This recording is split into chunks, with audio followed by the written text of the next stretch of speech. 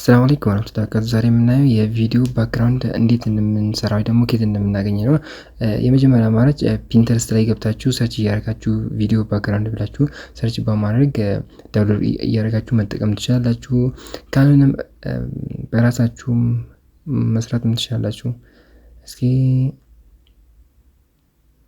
አንድ ሰርች አድርገን ከዛ አወርደን በራሳችን ክሬት እናደርጋለን። ፒክሴል ላብ ላይ ከለሩን አጀስት እናደርጋለን። በፈለግነው ከለሩን ክሬት ማድረግ ትችላላችሁ። የፕላስ ምን የነክታችሁ ከዛ ከለር ከሰራን በኋላ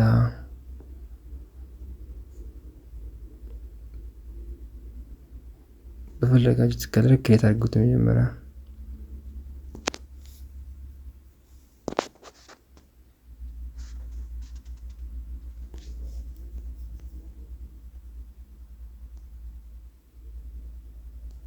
እስኪ ይሄ አሪፍ ይመስለኛል።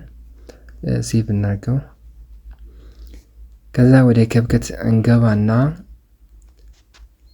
የሰራነውን ከለር እናስገባለን።